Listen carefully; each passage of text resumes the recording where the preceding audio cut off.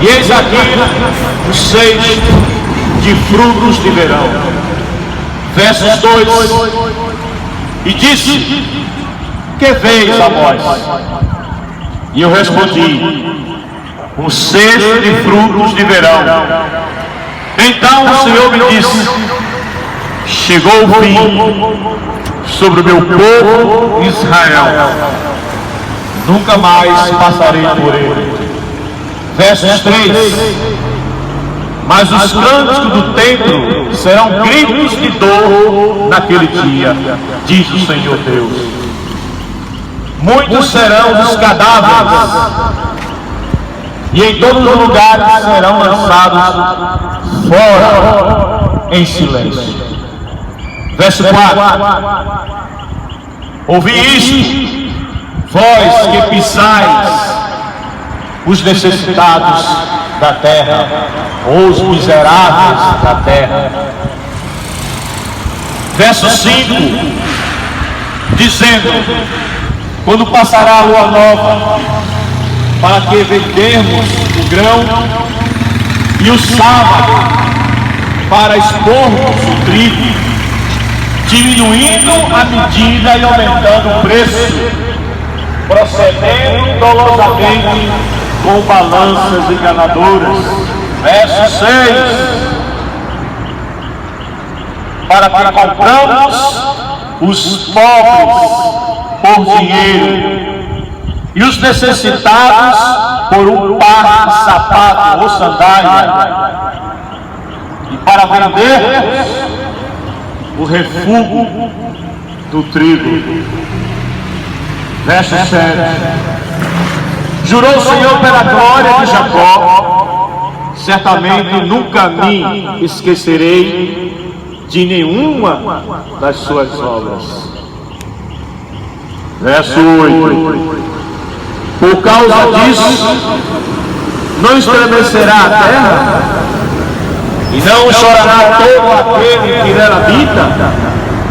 Certamente se levantará ela, toda como um Nilo, e será agitada, e diminuirá como o Nilo do Egito. Versos 9. E sucederá que naquele dia, diz o Senhor Deus, que farei que o sol se ponha ao meu dia, e em pleno dia cobrirei a terra de trevas. Versos 10. E tornarei as vossas festas em luto, e todos os vossos cânticos em lamentações. Porei saco sobre todos os lombos, e calva sobre toda a cabeça. E farei que isso seja como luto por um filho único, e o seu fim como dia de amarguras. Versos 11. Eis que vem dia, escuta, eis que vem dias, diz o Senhor, em que enviarei fome sobre toda a terra, não fome de pão, nem sede de água, mas de ouvir as palavras do Senhor. E o verso 12: andarão errando de mar a mar, de norte a oriente, e o Senhor já foi. E correrão por toda a terra, por toda parte, buscando a palavra do Senhor, e não acharão.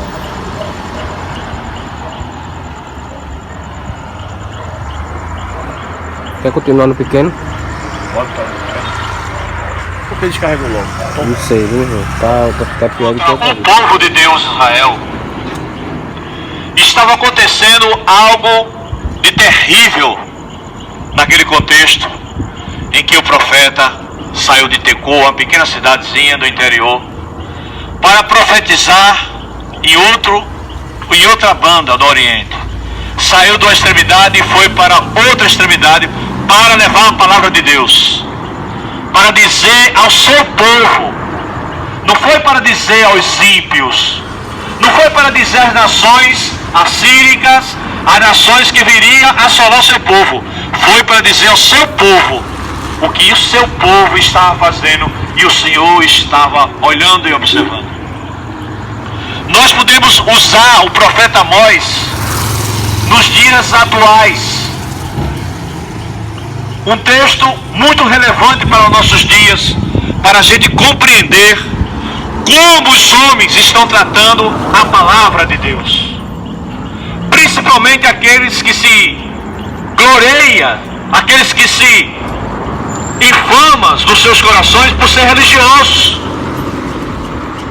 por ter um cartão de membro em determinada igreja, determinada denominação. E acha pelo fato de eles terem isso, estão seguros que vão morar com o Senhor. E aqui, durante esta passagem da Sagrada Escritura, Deus está falando ao seu povo e olhando a maldade do seu povo. No capítulo 2 desse livro, os homens diziam, o povo de Deus dizia: pare de pregar a palavra de Deus, pare de falar no nome de Yahvé, pare de falar no Deus da aliança. Essas pessoas diziam para os profetas, para os homens que Deus tinha levantado para levar a sua palavra diante do seu povo que estava em rebeldia. Eles diziam: parem. Não é isso que as pessoas dizem para nós todos os dias? Não é isso que muitos já não querem ouvir a palavra verdadeira de Deus, mas querem ouvir bajulações, querem ouvir tapinha nas costas, dizendo que você é uma bênção, que você merece, que você é ouro de Ofir, que você é filho de Deus, que você não é cauda, que você é cabeça. Isso é uma mentira, isso não é uma verdade, isso não é a palavra de Deus.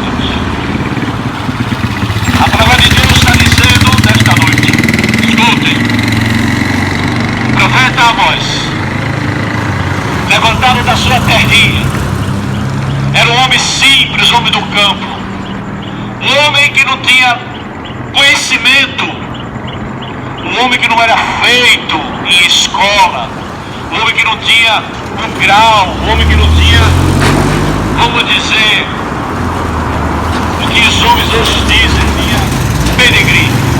Amós, ele não tinha pedigree, ele não era filhos de profeta, ele não era seminarista, ele não era pastor, ele era um homem do campo. E este homem do campo foi tirado do seu contexto para trazer a palavra de Deus, para levar a palavra de Deus ao seu povo. E Deus disse para Amós: Amós, escute, Amós, o que vês? Deus fez ver o profeta. O profeta aqui não buscou a visão, como os profetas de Baal dos dias de hoje. Nos dias de hoje os profetas buscam visões. Não. No tempo de Deus, é Deus que dá a visão ao homem. E Deus fez ele ver. Muitas das vezes, Deus mostra e a gente não vê. Então Deus faz que a gente veja. E aqui ele diz, o Senhor diz, o Senhor Deus assim me fez ver. E eis aqui um cesto de fruto de verão. Fruto de verão aqui era o tempo da ceifa, no tempo em que os frutos estavam maduros. Escute, o tempo desse fruto, ele era, de uma certa maneira, naquela época e hoje em dia, quando chegava o verão, eles estavam maduros para a colheita. Que colheita, irmão? A colheita dos primeiros frutos, as primícias, que o povo deveria recolher para entregar no templo, para colocar diante de Deus como as suas ofertas das primícias. Isso estava escrito na lei de Moisés, que o povo deveria recolher os primeiros frutos e oferecer a Deus. A pergunta é: O que é que as pessoas estão oferecendo? O que é que os filhos de Deus estão oferecendo? Que tipo de frutos os filhos de Deus estão produzindo? Jesus, certa feita, disse aos seus discípulos que aquele que estaria ligado a Ele, unido a Ele, e aqui a palavra é crer, e toda vez que você lê na sua Bíblia que a palavra crer significa estar unido com Cristo, e isto é fé. Fé não é um sentimento em que você acredita em algo. Fé nas Sagradas Escrituras significa união com o Filho de Deus. Isto é fé. Então as pessoas daquela época em que o profeta disse, Amém. no verso 2, que vês, Amós? E ele diz, um cesto de frutos de verão. Então o Senhor me disse, chegou o fim, basta. Chegou a medida em que Deus vai derramar sua ira sobre o seu povo. Escute, não estou falando para os ímpios, estou me dirigindo a você que é religioso, a você que sai de casa todos os dias, a você que tem um compromisso com Deus. Eu estou falando para você nesta noite. E ele diz, chegou ao fim sobre o meu povo. O juízo, meus amados irmãos, começa pela casa de Deus. E a pergunta é, se ele começa pela igreja, onde vai escapará o ímpio? Onde subsistirá o iníquo? E ele diz, nunca mais passareis por ele. O que significa? Essa palavra passarei significa Páscoa, passagem. Não haverá misericórdia, porque quando Deus trazia misericórdia para o seu povo, ele passava de lado. Ele está dizendo aqui, nunca mais Páscoa passarei, deixarei de lado. Ou seja, não haverá misericórdia, não haverá perdão. É isso que ele está dizendo no verso 3, no verso 2. E ele diz no verso 3, o que significa isso? Os cânticos do templo serão gritos ruivos de uma dor, de uma profunda e terrível dor que Deus trará ao seu povo. Por quê? Deus vai usar de juízo na sua casa, começando pela igreja, dando como exemplo ao mundo. Por que Deus começa assim? Porque o Deus que se apresenta nas igrejas, escuta, é um Deus que você inventou, que coloca no seu travesseiro, e esse Deus faz conforme a sua vontade. A primeira coisa que esse Deus faz, ele é um grande Papai Noel. Ele é um grande, aquele que lhe abençoa, aquele que todos os dias você vai ser uma bênção, que você vai ser milionário, que você vai ter de tudo. Escute, esse é o tipo de Deus que você criou, não o Deus das Sagradas Escrituras. O Deus das Sagradas Escrituras é aquele Deus que corrige todo aquele que ama, todo aquele que recebe como um filho. Esse Deus não está em voga nas igrejas, e as igrejas estão cheias, lotadas. Um certo pastor, Hernando Dias Lopes, disse o seguinte: há muito ajuntamento, mas pouco avivamento. As pessoas se ajuntam na igreja, se amultuam na igreja, como um clube. E é justamente essa ideia que está no verso 3. E ele diz: será um grito de dor naquele dia, diz o Senhor Deus. Muitos serão os cadáveres. Em todos os lugares serão lançados fora e em silêncio. Duas palavras aqui. Primeiro, cadáveres. Cadáveres aqui nessa época em que Deus está falando para o seu povo, significaria o seguinte: escuta, naquela época, uma pessoa que morresse e não fosse sepultada seria uma vergonha, uma desmoralização daquela pessoa. Então o seu corpo seria comido pelas bestas férias, pelos animais, pelas aves, pelas águias, seriam comidos. Será desonroso na época do profeta Amós. E a palavra silêncio significa não adianta.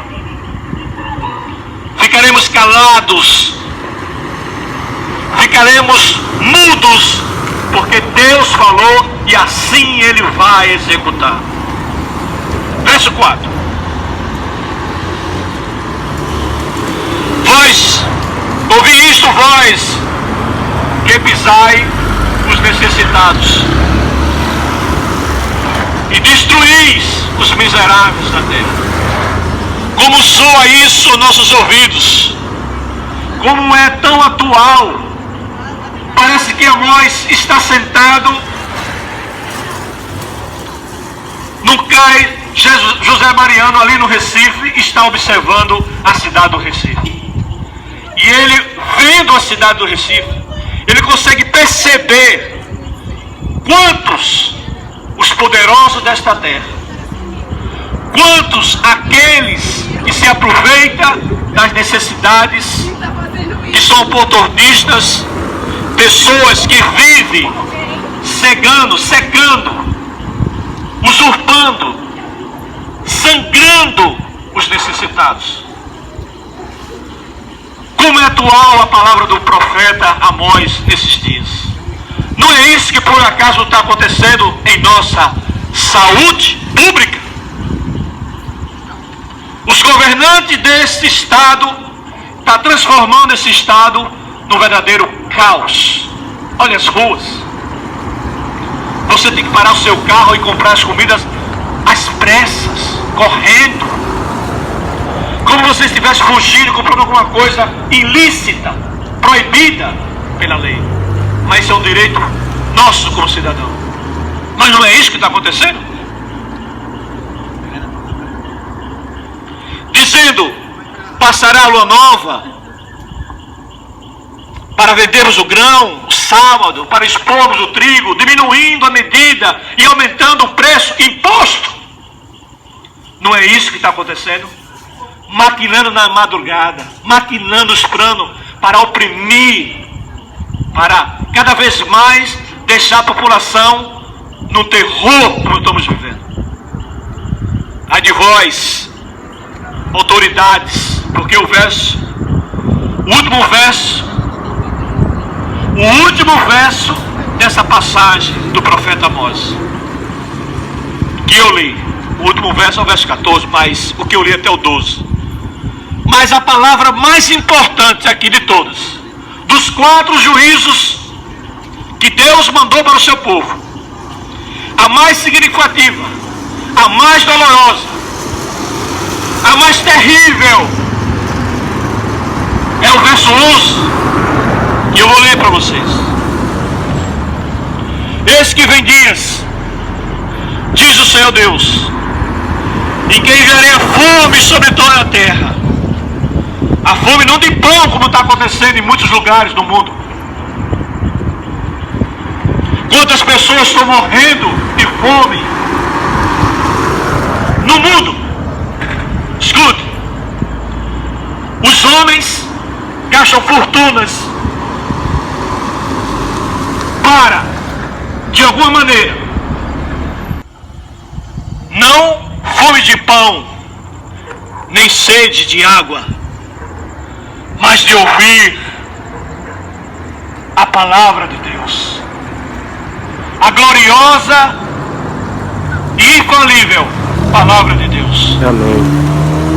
A rejeição à palavra de Deus nesses últimos dias, ela está em graus tão elevados, em que o certo virou errado e o errado virou certo, onde a palavra de Deus é menosprezada nos cultos, onde a palavra de Deus é menosprezada nos palácios, onde a palavra de Deus é menosprezada nas faculdades, nas escolas, nas casas, nas ruas, nas praças, ela é menosprezada. Quem é a palavra de Deus? A palavra de Deus é o seu Filho. O seu Filho Jesus Cristo, que veio e encarnou, e que veio habitar no meio de pecadores, de homens e mulheres miseráveis, e viveu 33 anos, e morreu numa cruz,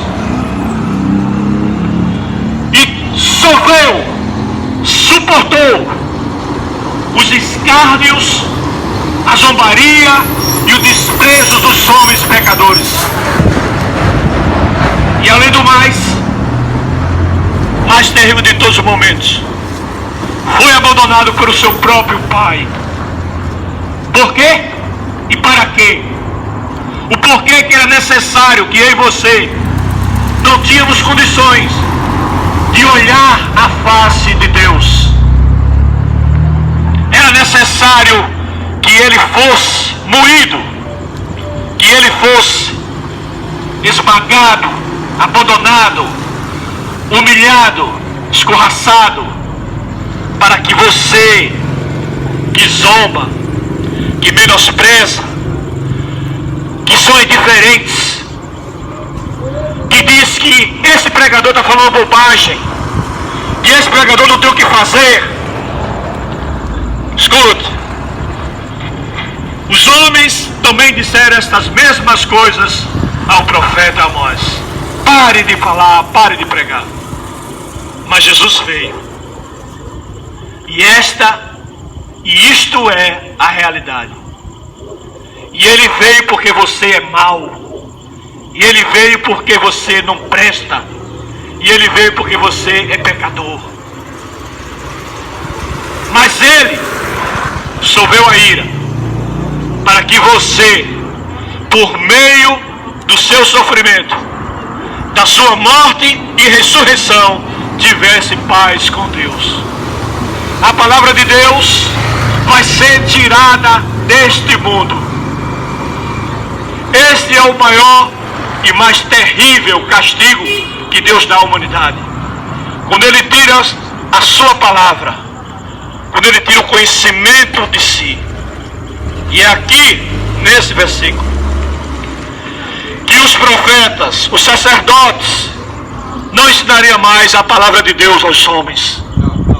Então Deus diz ao seu povo que se chama pelo seu nome: tirarei o conhecimento, tirarei os sacerdotes, tirarei os juízes, tirarei os sábios, e vocês perecerão, porque sem a palavra de Deus o homem perece. Amém. E irá para o inferno, porque a palavra de Deus é o seu próprio Filho encarnado.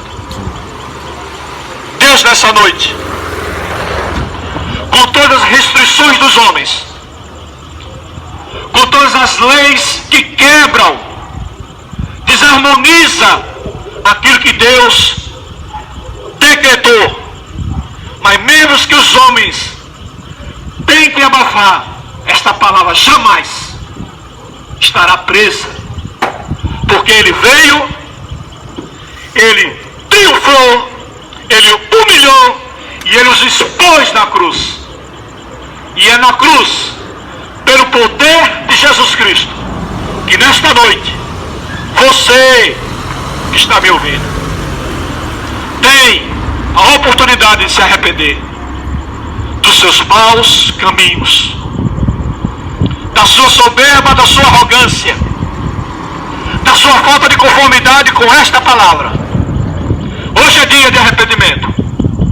Se você estiver me ouvindo, seja você religioso ou seja você não religioso, não importa a situação, porque todos pecaram e destruídos estão da glória de Deus. E nesta noite, o Senhor diz: eu enviarei fome, sede, não de pão nem de água, mas de ouvir esta palavra. As Escrituras dizem que nos últimos dias Deus retirará a graça para que o anticristo o filho da perdição se manifesta ao mundo. Pergunta a você que está me ouvindo: o que é que está faltando para isso acontecer? Escuta, o tic-tac do relógio de Deus vai bater meia-noite. Está próximo para aqueles anjos que o apóstolo Paulo disse em Tessalonicenses, para que a voz do arcanjo, que ele dê a trombeta, o soar, e ele se levante, e as miríades de anjos gritem, aí vem o noivo, e aquele que ouve diga vem, e o Espírito e a noiva e a igreja diga venha. Ora vem, Senhor Jesus. E se ele vier, escute, ele quer achar uma igreja adornada, uma igreja cintilante, uma igreja estridente, uma igreja esperançosa, esperando e anelando por sua vida. Se você estiver me ouvindo, se você se arrepender, escuta, não adianta. Aonde você estiver, você pode se ajoelhar nesta hora e dizer as seguintes palavras: Senhor, tenho vivido esses anos todinho e nenhum deles foi para ti, foi para a minha satisfação pessoal. Mas nesta noite, eu creio que naquela cruz, ao tu olhar para o teu filho e lançar sobre ele aquela ira, aquela taça que ele ia beber, sem nenhum tipo de entorpecente, como diz os escritores, eu estava lá, e ele morreu por mim, e eu creio que no terceiro dia ele ressuscitou dos mortos e está à direita do teu poder. Entra na minha vida e transforma a minha vida nesta noite, em nome de Jesus. E eu quero agradecer a Deus também por essa rica oportunidade de estarmos aqui em meio a decretos, em meio a planos governamentais. Nós submetemos as autoridades, mas eu quero dizer às próprias autoridades que um dia hão de prestar conta por todas as decisões que foram tomadas durante essa grande pandemia. Seja você, goste ou não, a palavra de Deus jamais estará presa a governos, a ideologias políticas e aos homens. Porque a Bíblia diz: eu enviarei minha palavra e ela fará tudo aquilo que me apraz. Escute, jamais a palavra de Deus voltará vazia. Amém.